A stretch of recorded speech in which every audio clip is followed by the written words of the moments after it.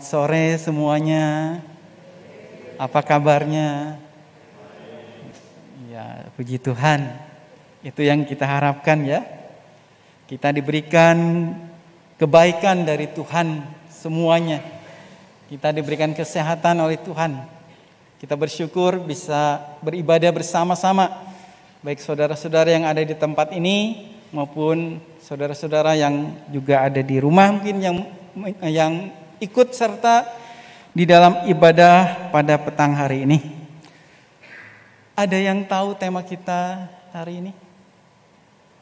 Mungkin ketika saudara tadi masuk dari depan sini melihat slide ditayangkan sebuah tema. Temanya apa? Iya, pemahaman yang benar tentang harta. Harta milik. Sebuah tema yang cukup menarik sebetulnya untuk coba kita lihat bersama-sama saat ini. Entah kenapa tema ini menjadi sebuah pergumulan kita saat ini. Saya mengawali dengan sebuah pertanyaan saja untuk kita jawab. Apakah harta itu penting?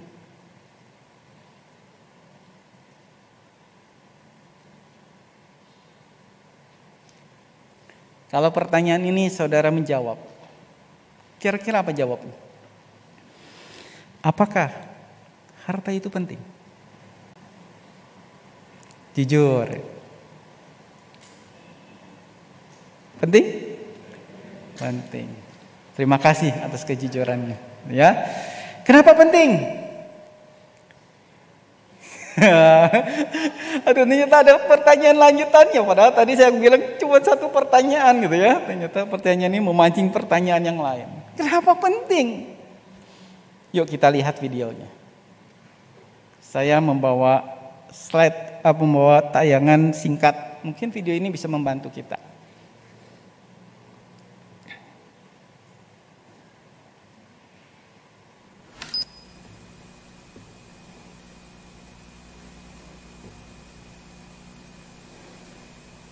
Bisa?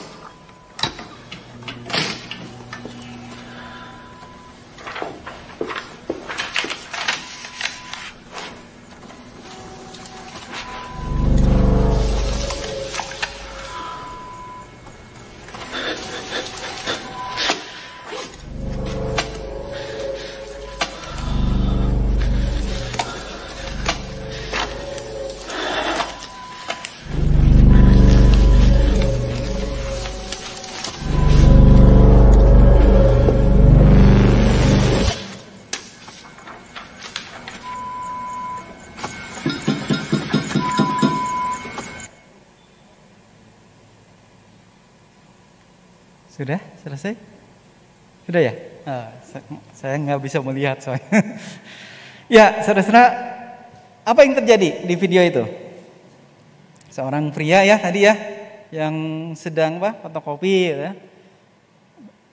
Tiba-tiba entah kenapa ada kejadian yang aneh ya. Apa yang terjadi? Hasil fotokopiannya lubang itu ya, kok ajaib nih gitu, bisa menembus benda padat. Ya coba, ya ambil gelas ya pertama ya, betul kan? Gelas, berhasil. Lalu apa lagi yang dicoba? Ya coba di akhirnya itu sebuah berangkas kan, betul ya? Berangkas besi ya. Dia coba tempelkan itu dan ternyata benar nih. Tanganku bisa masuk ke dalam. Ya keluarkan isi berangkas itu yang tentunya isinya apa?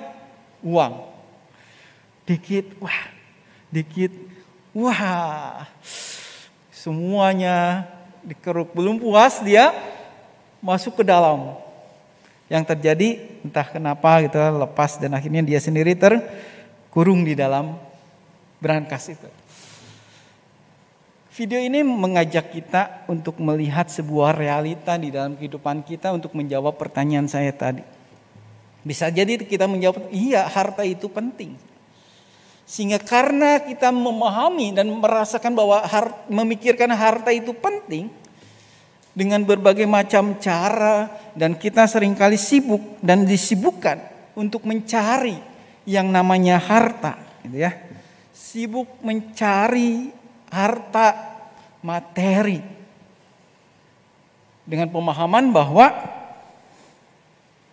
semakin banyak aku memiliki barang, semakin aku banyak memiliki harta, semakin banyak aku memiliki uang, aku pasti bahagia. Betul? Semakin banyak aku punya harta, semakin banyak aku punya uang, betulkah semua itu menjamin kita bisa bahagia? Belum tentu. Gitu ya. Belum tentu, saya setuju. Belum tentu. Oleh karena itulah saat ini kita bersyukur untuk bisa belajar bersama-sama untuk melihat perihal harta milik kita. Harta benda, kekayaan yang dekat dengan diri kita. Bagian dari kehidupan kita. Harta milik itu semua ada di sekitar kita. Bisa kita lihat, bisa kita rasakan, bisa kita raba. Dan tidak bisa kita sangkali. Kita sudah menjadi bagian dari dunia ini terkait dengan kepemilikan benda atau harta. Bapak Ibu dan saudara-saudara yang terkasih dalam Tuhan, saya mengajak kita untuk melihat kekayaan itu bisa jadi bentuknya kekayaan fisik. Kekayaan fisik pasti sesuatu yang bisa kita lihat, gitu ya. Sesuatu yang bisa kita raba. Misalnya apa? Kalau kita lihat kekayaan fisik. Rumah. Kendaraan. Apalagi? Uang. Dengan rumah kita bisa memiliki tempat berteduh. Ya. Dengan uang kita bisa membeli segala kebutuhan kita. Dengan kendaraan kita bisa pergi kemana saja dengan leluasa mungkin. Ya. Dengan segala benda yang kita miliki, kita bisa melakukan apa saja, merasakan apa saja. Ya, dari kekayaan fisik. Tapi juga ada kekayaan lain yang menjadi bagian di dalam kehidupan kita. Apa itu? Kekayaan batin. Selain kekayaan fisik, ada kekayaan non fisik, kekayaan batin kita. Misalnya apa Bapak Ibu dan saudara-saudara? Kalau boleh disebutkan satu atau dua. Kasih, love, cinta gitu ya. Cinta, kasih itu adalah kekayaan batin. Apalagi kesehatan. Apalagi kedamaian, betul. Iman. Semua itu kekayaan yang menjadi bagian juga di dalam hidup kita. Selain kita memiliki harta fisik, ada harta non fisik yang juga menjadi bagian di dalam hidup kita, yang tidak bisa kita sepelekan, yang tidak bisa kita harus kita perhatikan juga gitu ya. Tapi sayangnya seringkali kita lebih memilih fokus pada kekayaan fisik. Gitu ya. Betul ya? Kita lebih fokus, lebih mengejar kekayaan fisik. Dan oleh karena itulah saat ini melalui bacaan Injil Lukas, kita akan belajar apa yang disampaikan oleh Yesus di dalam pengajarannya.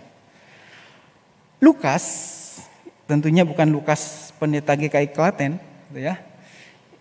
Lukas menuliskan sebuah cerita, mencatat sebuah perjumpaan antara Tuhan Yesus dengan biasanya ketika Tuhan Yesus mengajar selalu dikelilingi oleh banyak orang. Kalau kita lihat bacaan sebelumnya, maka kita mendapati bahwa saat itu Tuhan Yesus sedang mengajar banyak orang. Gitu ya. Tuhan sedang mengajar begitu banyak orang. Di dalam pasal 12 ayat 1 dikatakan beribu-ribu orang banyak saat itu berkerumun di sekitar Tuhan Yesus. Dan saat itulah Tuhan Yesus memberikan pengajarannya kepada mereka. Dan tiba-tiba ada seseorang yang lantas berkata, "Guru, katakanlah kepada saudaraku supaya ia berbagi warisan dengan aku." Satu topik yang tentunya berbeda, yang lain gitu ya, dari apa yang sedang berlangsung saat itu. Tiba-tiba orang itu dengan lantang mengatakan hal yang seperti itu. Apa respon Tuhan? Apa respon Tuhan Yesus saat itu? Mari kita perhatikan respon yang cukup menarik untuk coba kita simak. Yang menjadi respon Tuhan atas orang itu. Yesus langsung mengatakan, "Saudara, siapakah yang telah mengangkat aku menjadi hakim atau pengantara atas kamu?" Ketika tiba-tiba orang itu meminta Yesus seolah-olah menjadi pembela bagi dirinya gitu ya, yang bisa menyelesaikan persoalan harta warisan, maka Yesus mengembalikan itu. Siapa yang telah mengangkat aku menjadi hakim atas kamu?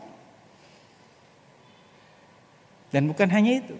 Ternyata dengan tegas Tuhan melanjutkan pengajarannya terkait hal ini kepada orang itu dan juga sekaligus banyak orang yang ada saat itu. Apa itu?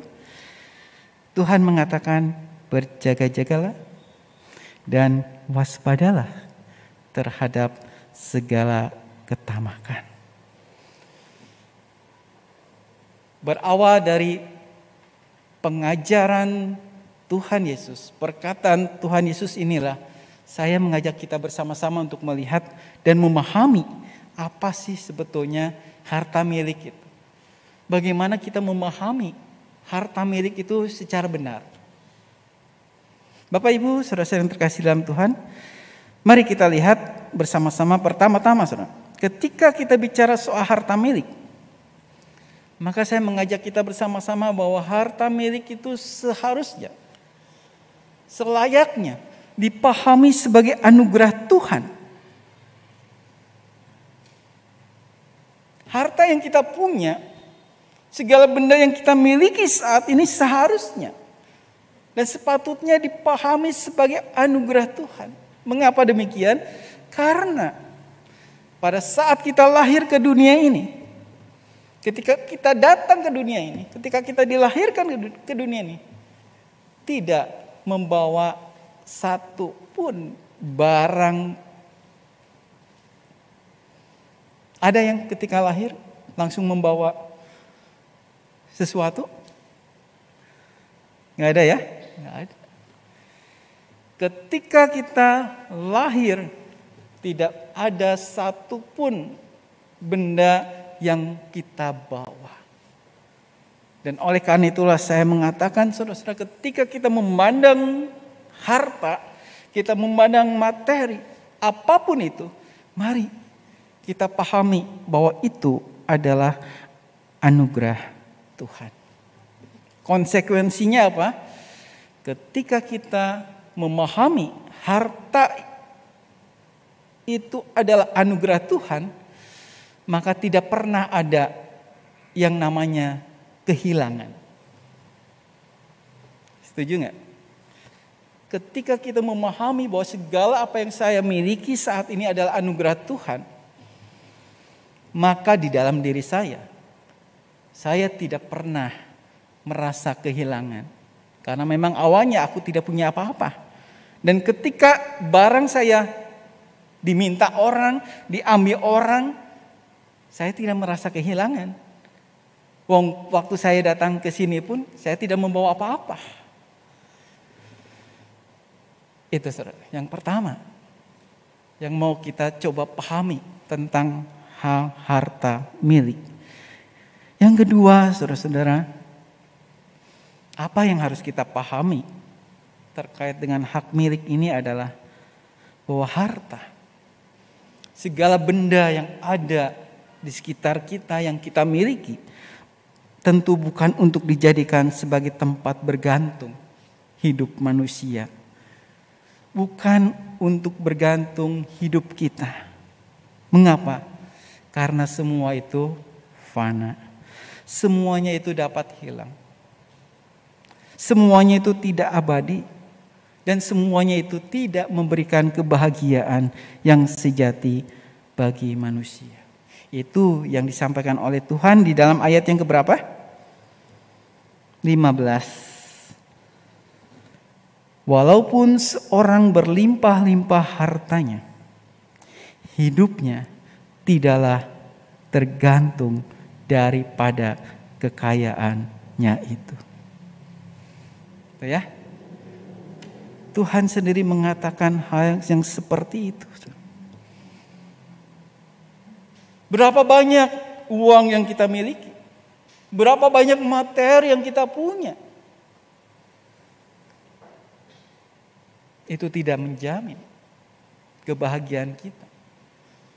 Jadi tidak pantas kita menggantungkan kebahagiaan kita pada harta itu. Ada yang masih menggantungkan kebahagiaannya dari jumlah harta yang dimiliki. Tidak sedikit orang yang menaruh pengharapannya, menaruh atau menggantungkan hidupnya dari tadi. Berapa sih uang yang saya punya?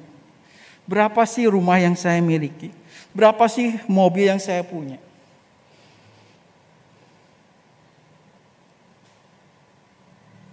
Apakah orang itu betul-betul merasakan kebahagiaan dari apa yang ia punya? Coba tes, lihat sejenak ke sekeliling saudara-saudara. Dan oleh karena itulah Bapak Ibu dan saudara-saudara yang terkasih di dalam Tuhan, harta milik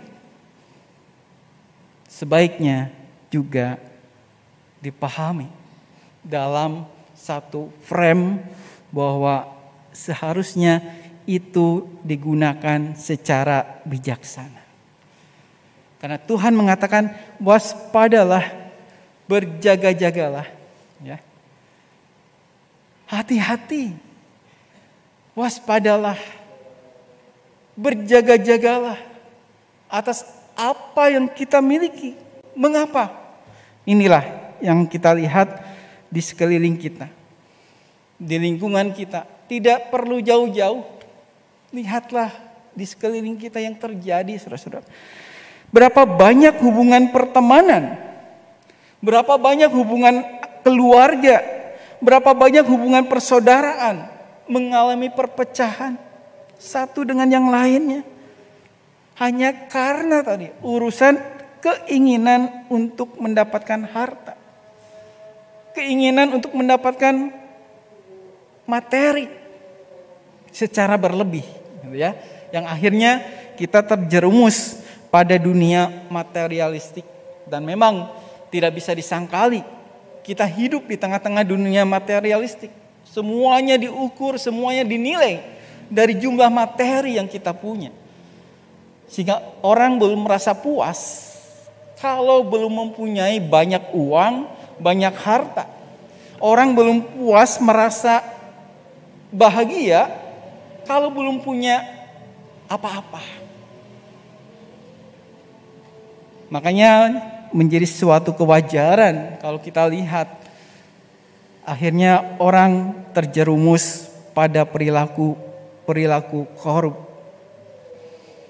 Mencuri, merampok, merampas, mengambil milik yang bukan haknya. Karena tadi bahwa ia memahami semakin banyak jumlah uang yang aku miliki, semakin banyak jumlah harta yang aku miliki, aku bahagia. Ya.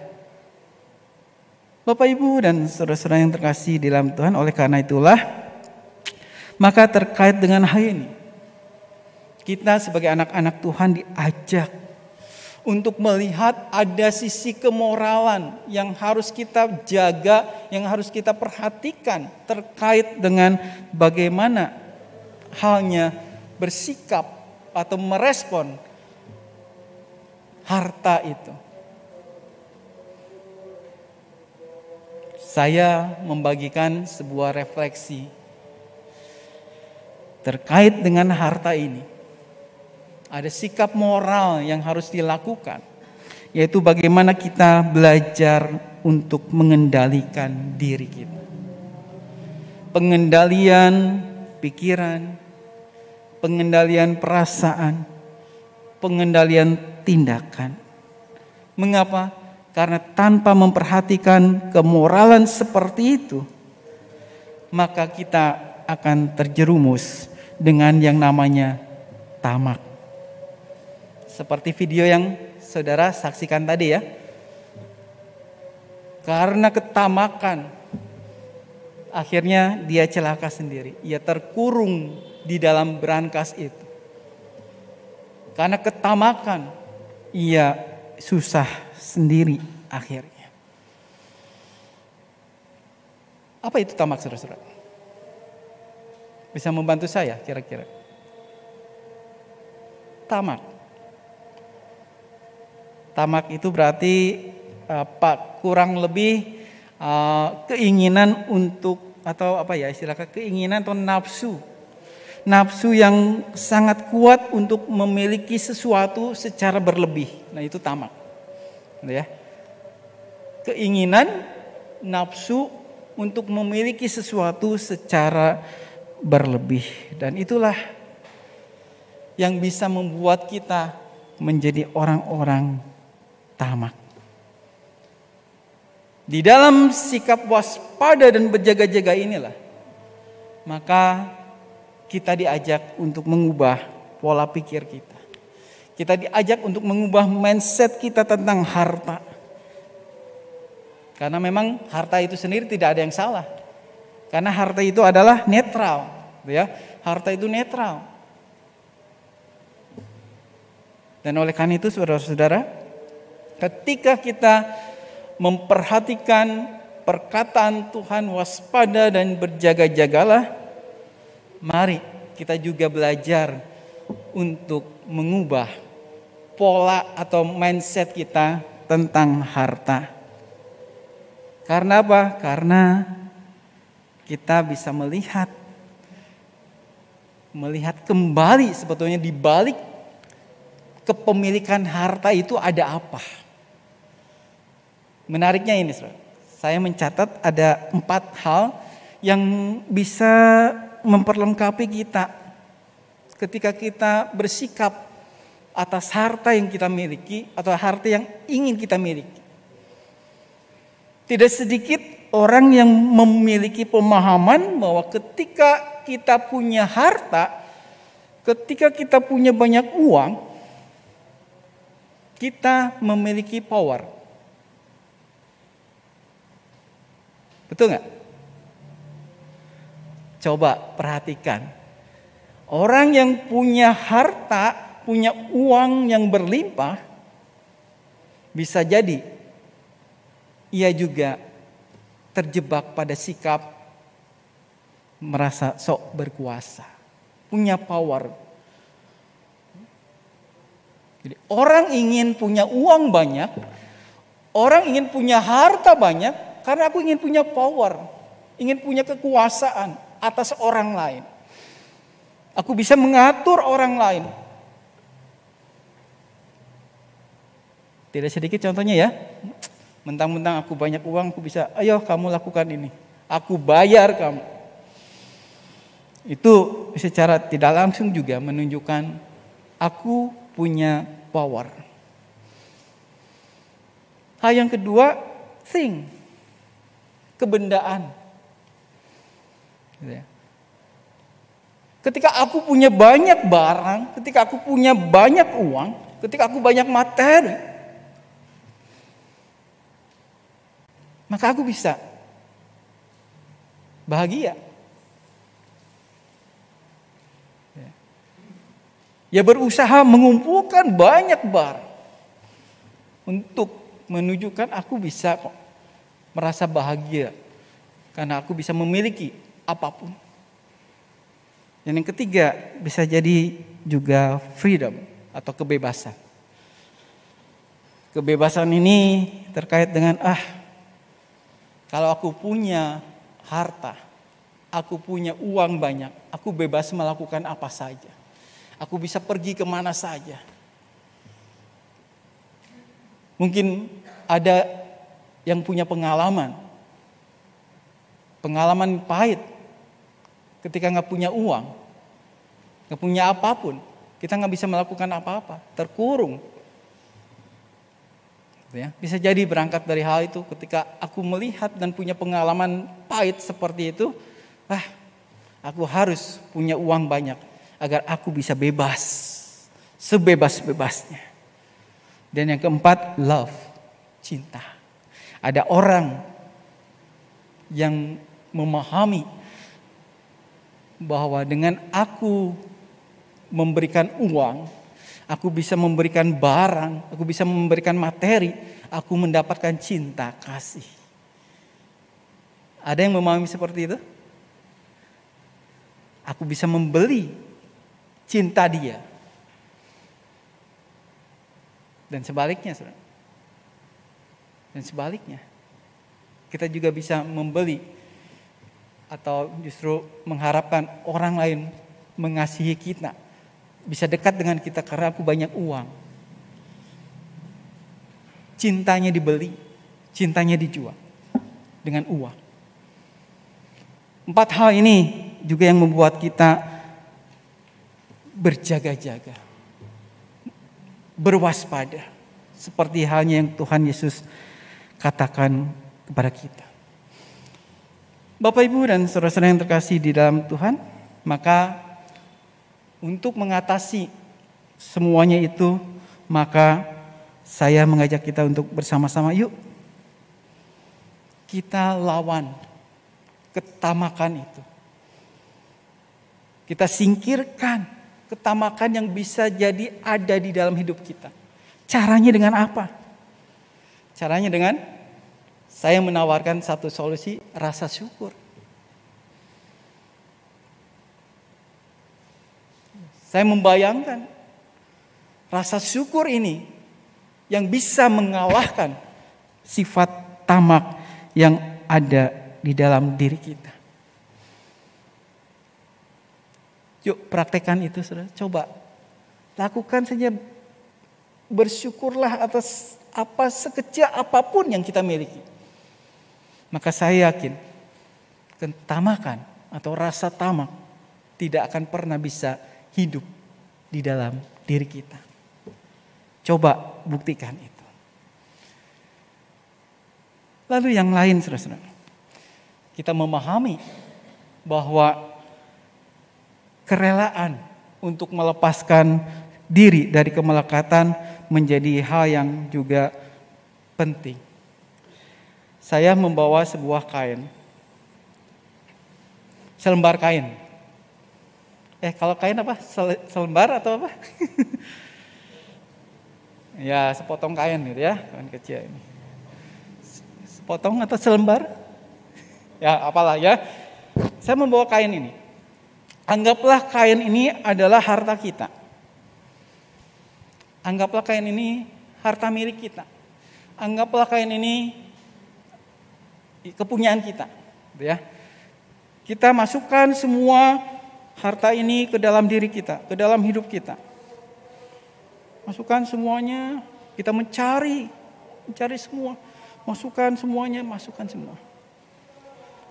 Pertanyaan saya adalah,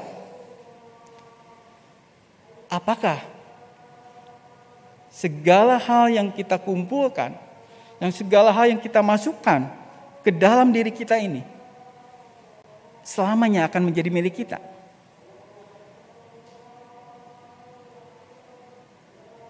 Enggak. Kenapa, Bu? Tadi, karena sifatnya fana. Suatu waktu bisa hilang. Suatu waktu bisa lepas. Seperti kain ini, saudara. Kalau saudara perhatikan, kain yang ada di genggaman saya ini bisa menjadi sesuatu yang hilang. Entah kemana. Begitu juga dengan kita. Melihat harta benda itu. Ya. Ketika kita melihat harta itu sebagai sesuatu yang fana, itu bisa hilang. Entah kapan hilangnya. Dan itu perlu sebuah sikap. Respon kita. Yaitu bersiap dirilah setiap saat untuk melepaskan diri dari kemelekatan.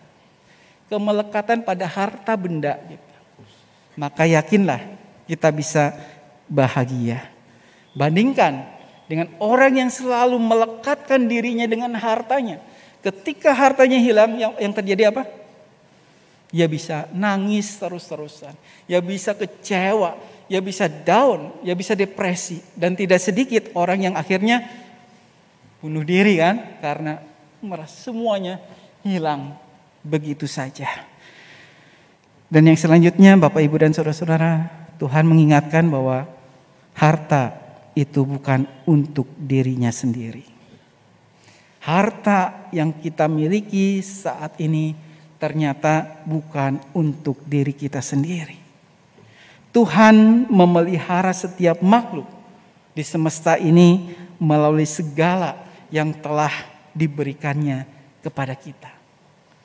Jadi ingat saudara-saudara, ketika kita punya uang, ketika kita punya barang apapun, ingatlah uang ini, harta ini, materi ini bukan untuk aku sendiri. Karena bisa jadi aku dipakai oleh Tuhan untuk memelihara orang-orang yang ada di sekitar aku. Aku dipakai Tuhan untuk memelihara kehidupan di sekitarku. Maka sikap waspada dan berjaga-jaga inilah juga menjadi sebuah hal yang perlu kita dalami terus-menerus. Jangan kita terjebak menjadi orang yang egois. Tidak sedikit yang seperti itu ya.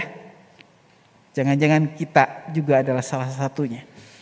Dan oleh karena itulah Bapak Ibu saudara yang terkasih di dalam Tuhan, mari kita bersama-sama mengkoreksi diri kita terkait dengan harta itu. Apakah kita sudah menempatkan harta yang kita miliki pada porsi yang benar? Karena harta itu netral. Harta itu netral, tidak punya nilai apa-apa. Kita sendiri yang memberikan value-nya. Kita sendiri yang memberikan nilai pada harta kita. Semoga firman ini boleh menjadi panduan bagi kita untuk berdamai dengan diri kita dan kita bisa merasa bahagia dengan segala apa yang kita miliki. Tuhan Yesus memberkati. Mari kita